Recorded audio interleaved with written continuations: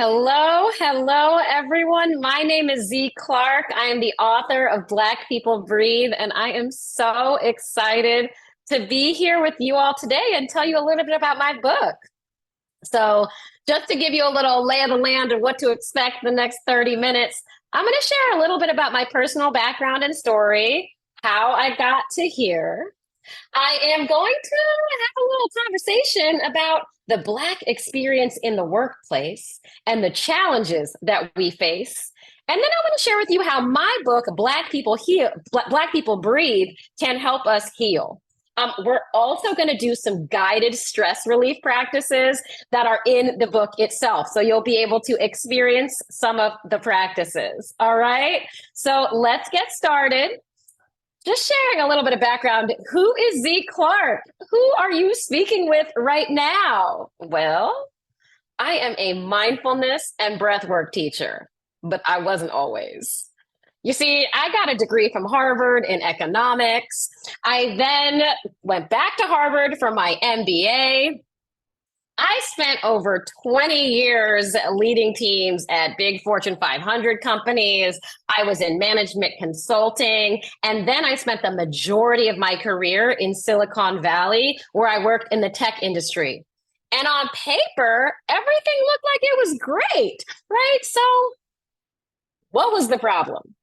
The problem was that I was a Black woman in corporate America, and that comes with its challenges.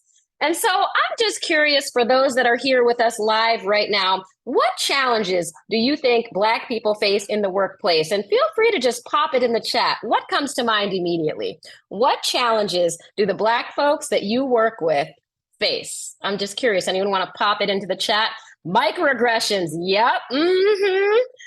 Geneva said you weren't breathing. I hear you. I wasn't either. You're going to hear exactly what happened. What other challenges do you think? Stereotypes. Yes. What else? Not being seen. And I'm going to add not being seen or heard, because when we speak, sometimes people just don't listen. What else? Anything else that comes to mind? Challenges that Black people face in the workplace?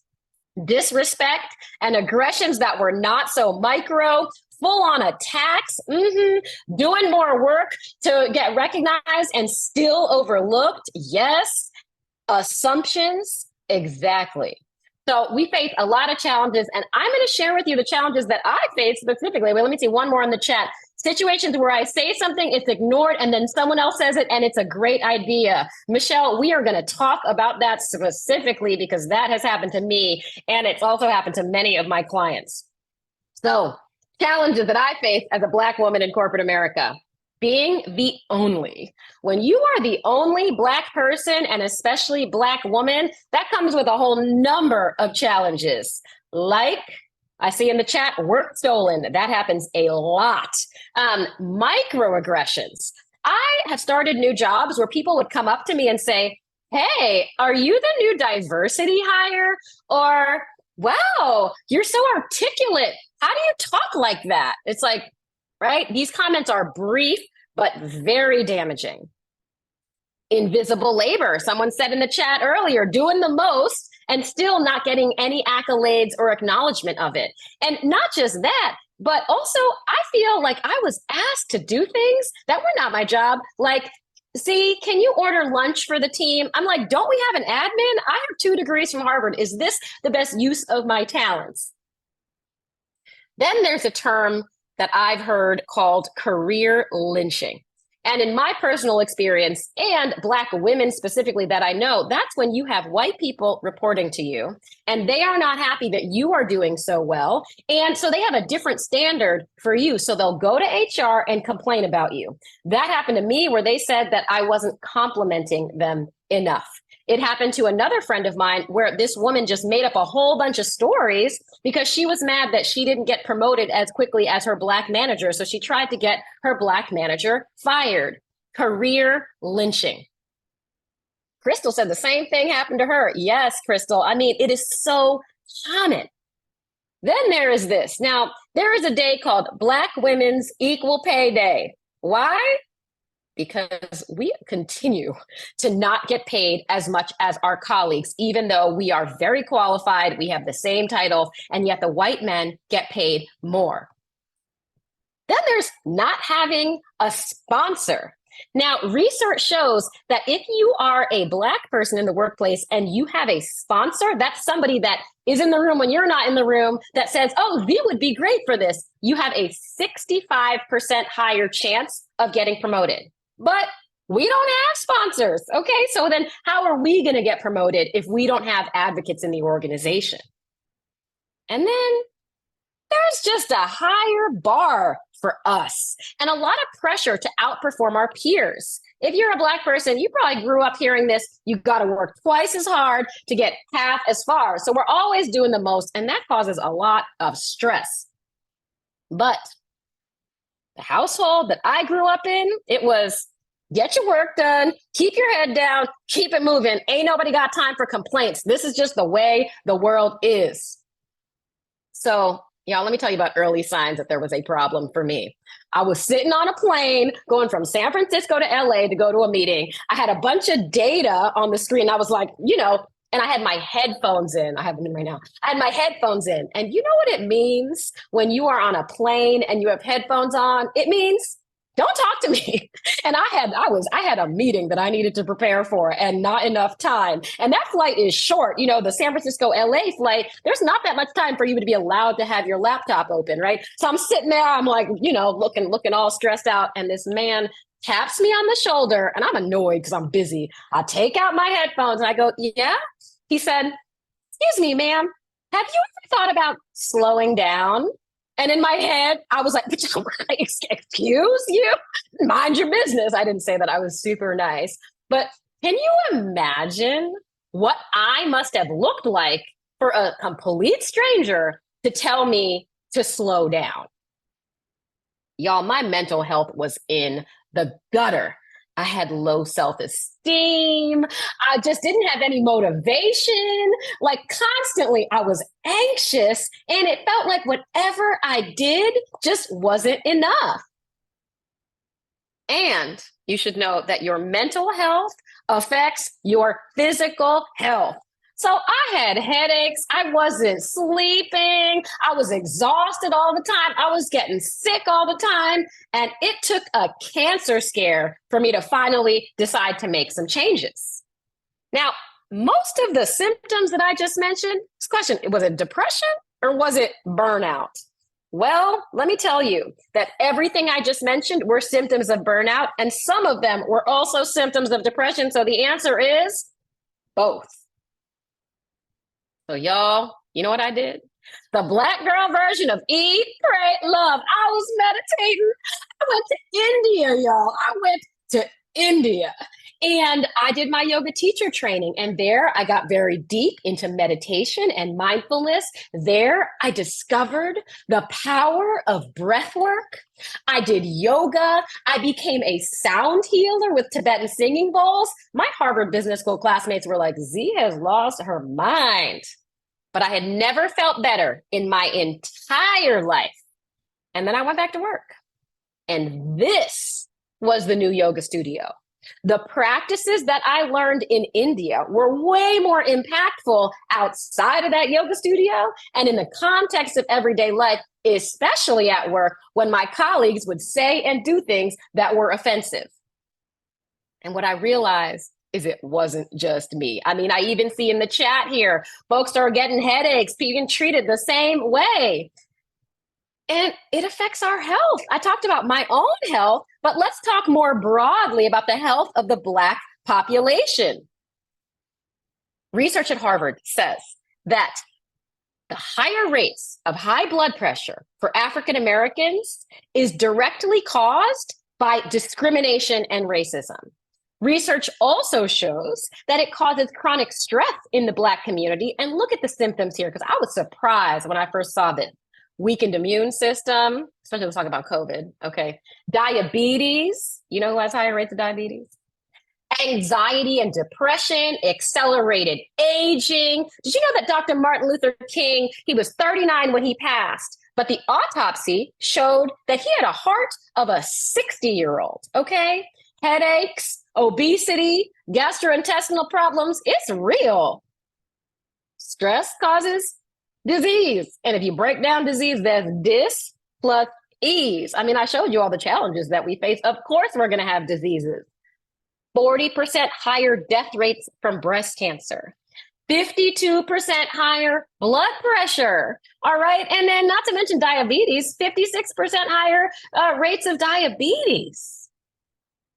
So that's why I wrote a book about it, y'all. My book is called Black People Breathe. It teaches tools to help you reduce your stress levels, lower your blood pressure, and allow you to focus when all these distractions come because you're triggered about how you're treated. But this book is not just for Black people and people of color. Allies can get educated on the realities in this country. I have so many white classmates from Harvard Business School that were surprised. They had no idea that my experience since we graduated is so different from theirs. And here's the thing, the tools that I teach in Black People Breathe, everybody can use to reduce their stress. And while the causes of your stress might be different, the tools remain just as impactful. And so here are just some examples of some of the chapters in Black People Breathe.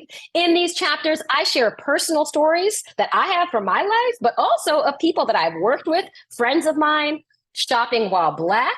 I share a story about racial profiling at the grocery store where somebody called the cops and said that I stole deli meat when I am a vegan. And then they spent hours and hours searching every crevice of my car. And then I share tools, the breathing practices that I used so that the police did not murder me in that situation. So every chapter are stories and personal experiences. And at the end of every chapter are tools that you can use in your life. Other chapters, safety is a privilege, to code switch or not to code switch. And these last three chapters, the only, RESPECT at work, and countering imposter syndrome with courage, I'm going to actually do a deep dive in those today with you and share with you some of those tools, and we'll do them together. I also want you to know that I have discussion guides available for employee resource groups, and there are two versions because we have different experiences, right? One version is for Black people and people of color, to talk about it, right? To share our experiences. Another version is for allies, to talk about what surprised you, what did you learn, how might you act differently? And it is in color and illustrated. Now, illustrating the tools that I teach. And as somebody that has studied mindfulness and yoga and breath work, when I first saw these illustrations as we were creating it, y'all, I cried. Why? I had never seen people of my complexion doing these practices. All right. So let's dig in a little bit. Do 3 chapters, and then we're going to have time for Q&A at the end. Chapter 7 is the only. All right. Now, I was on a sales team once, and on that team, I was the only Black woman. But it wasn't just the team. It was the whole company. At the whole company, I was the only Black woman. And now on the sales team, you got quotas. So I had quotas. And then the way it worked is inbound leads would come in and the head of sales would decide who he gave the leads to. And there were good leads and there were bad leads. Okay. And now most of the team were white men. They would talk to him about sports and about their cars and gadgets. And like, I don't care about any of that stuff. Right. And so, you know who got the good leads? The white men. And you know who got the bad leads? The clients that clearly couldn't pay for us, couldn't afford us. I got those. Okay. And I was constantly anxious that I was going to get fired. I would fall asleep being like, tomorrow's a day, tomorrow's a day, tomorrow's a day. And so I share a tool in Black People Breathe that's for anxiety. So that when you can't fall asleep because that voice is like, boop, boop, boop, boop, boop. What if this happens? What if that happens? Right? 4, 7, 8 breathing. And I want to share it with you all today. We can do it together if you're up for it. So I invite you to sit up straight, shoulders back and down. And the way it works is we're going to inhale for 4, hold for 7, exhale for 8. Let's do it together. All right. Breathing in and out through the nose. All right. Inhale for 1, 2, 3, 4. Hold for 7, 6, 5, 4, 3, 2, 1. Exhale for 8, 7, 6, 5, 4, 3, 2, 1. Again, inhale for 4, 3, 2, 1. Hold for 7, 6, 5, 4, 3, 2, 1. Exhale for 8, 7, 6, 5, 4, 3, 2, 1. Last time. Inhale for 4, 3, 2, 1. Hold for 7, 6, 5, 4, 3, 2, 1. Exhale for 8, 7, 6, 5, 4, 3, 2, 1. And relax. Breathe normally. And just take a moment and notice how you feel. This can be done in the moment, in the middle of your workday, but it can also be done right when you are going to sleep and you're distracted. So, chapter 7, the only. Then there's chapter 8, RESPECT at work. And that was one of the things mentioned in the chat earlier, lack of respect.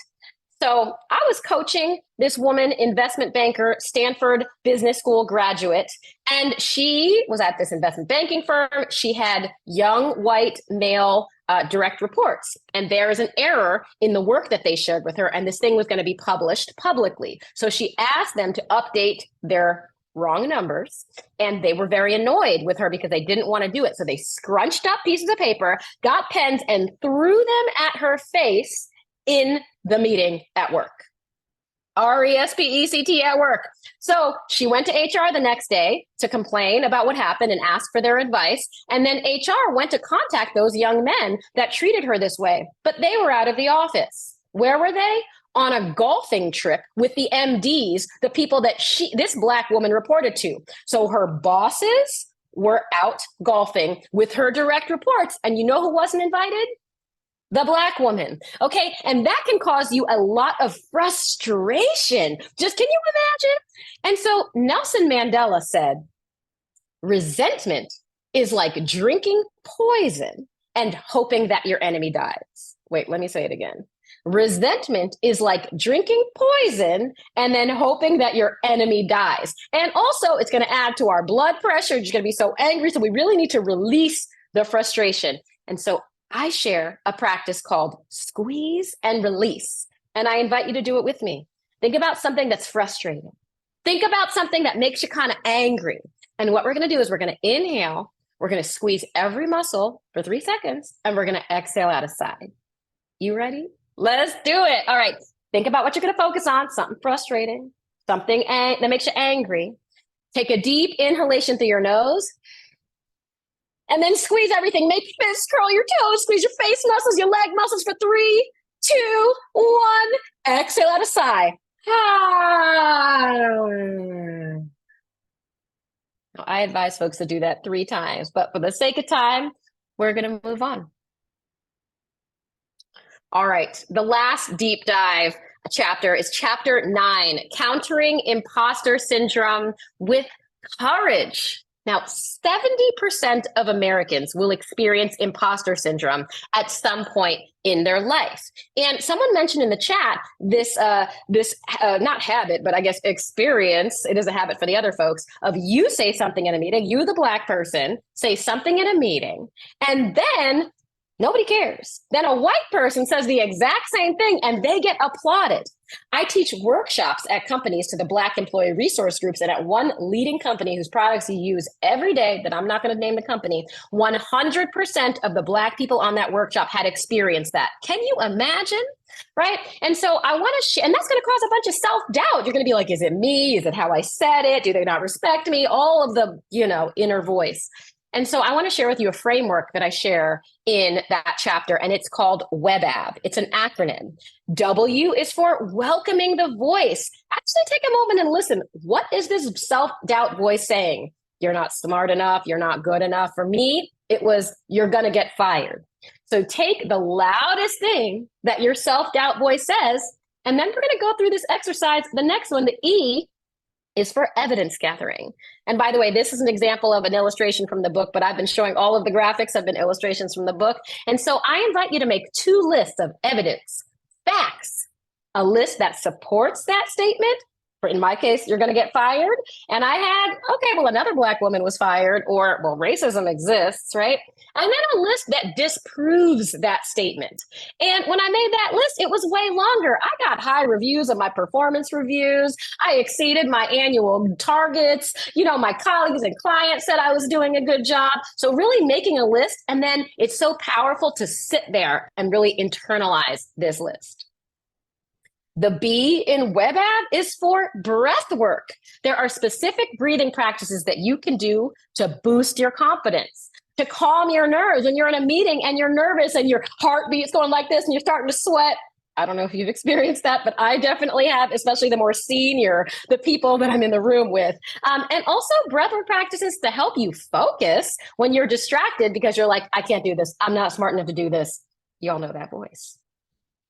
The A is for affirmations, and research shows that affirmations are very effective if they have these three characteristics. One, present tense. A lot of affirmations are like, I will be an amazing marketer, or I will, and that already has doubt in the statement. Then use your name and not I, because I has all sorts of ego issues. The thing that happened when you were 5 years old, the thing that your 8th grade teacher said, that thing that happened last year. When you say your name, like Z is an amazing public speaker, like when you use your name, then it feels like somebody else is saying it to you, and that's more believable. And lastly, repetition, because neuroplasticity, all right, we can relearn things, but it took us, I don't know how old you are, I'm not going to tell you how old I am, many decades to build up this belief about ourselves. And so putting it as a reminder in your phone, sticky notes in your bathroom. Lastly, V is for visualization. Research shows that for Olympic athletes, when they visualize their performance in an event versus when they actually do it, it stimulates the same region in the brain. And so I teach how to visualize your performance in specific situations at work. Now, that's the book, but I want to just transition a little bit to ask you, what programs do you have that are tailored to the unique challenges that the Black community faces at your organization? Now, I offer something called Black at Work, which is a series of workshops tailored to the Black experience that can help improve employee retention, teach your folks tools that they can use for their whole career. And then when they feel good and they're more confident, they're going to get promoted. And then you'll have more diverse representation in leadership roles. And while these tools are tailored for the Black experience, the workshops can be tailored for any marginalized community, Latinx, women, LGBTQ, etc. A number of companies across the country, across industries, are leveraging these workshops to support their BIPOC communities. And I'm not going to go through this in detail, but Black at Work has 4 series of workshops. Black People Breathe, and then every workshop within that Black People Breathe series are around certain chapters in my book. Rising in the ranks. How do you get sponsors and mentors? How do you use mindfulness in giving and receiving feedback? How do you get the courage to ask for promotions? The Black at Work series is how do you deal with stereotypes? How do you manage the need to outperform? And of course, just general stress relief. So a quick case study, which is that Google has been using this program, a combination or collaboration with their DEI and their Black Employee Resource Group, and they have been offering these workshops twice a month. They are virtual, and they sponsored the purchase of Black People Breathe for every ERG members, and 97% of those folks said that what they learned had a positive impact on their well-being in the workplace. And a little sneak peek preview, I believe that people commit microaggressions more often when they are stressed. And so my theory of change is that if we can help all beings feel less stressed and feel good within, they're going to stop treating us this way. And so in January, I'm launching something called Breathwork at Work, which is for the entire workforce to help reduce stress, increase productivity, and help folks prioritize self-care. Lastly, before I open it up to questions, I wanted to just share that I'm going to be offering a webinar, Self-Care for DEI Practitioners, because the tools that I share that help Black people, well, they help all of us. And there are unique challenges that people that work in DEI face, whether it's limited budget, limited resources, lackluster support from senior management, not to mention these hot headlines lately that make you wonder, am I going to have a job next year, right? It is stressful. And so I invite you to sign up with this QR code in case you want an invitation to this webinar on November 1st. All right. Well, with that said, it's my contact info. I'd love to connect on LinkedIn, on social media. I'm at Clarke Breathes. You can find out more information about me at zclarke.com. And this is now our moment for questions. So I'm curious whether folks have any questions. You want to pop it in the chat or come off mute. Any questions? Any questions? And if not, then I have another practice for you to help reduce stress. Heather says, the thing I didn't know I needed. Yes, yes. I'm so happy. Any other questions? Any questions? Okay. Well, if there aren't questions, then I want to just give you, and if you do have questions, you can pop them in the chat. But I want to share with you one tool for self-care that is very powerful, and that is stretching, okay, and taking a stretch break. Now, a lot of you might have back-to-back meetings. I know you know how that is, right? You know those days when you don't have time to go to the bathroom, right? But here is the thing. There are moments when a meeting ends early. You know, even like this one, right? We got a couple minutes. That's why we're about to do it. This is self-care in practice, in action right now. A meeting ends early, like this one. And most of us will be like, oh, let me see what emails I can respond to, or let me just try to start this project in these 3 minutes that I have between meetings. But here's the thing, that's your moment to practice self-care. And so you could just, a little stretches at your desk can be very helpful. So let's do a couple right now in our last couple minutes. All right, I invite you to interlace your fingers. Inhale your arms up to the sky, and then exhale over to the right and be here for 5, 4. Can you stretch even further over? 3, 2, 1, and come back to center. Inhale, stretch up again. And then exhale over to your left for 5. Where are you feeling this? 4, 3. Are you breathing? 2, and 1. Coming back to center, and just take a moment and notice how you feel. You see how that didn't take that long?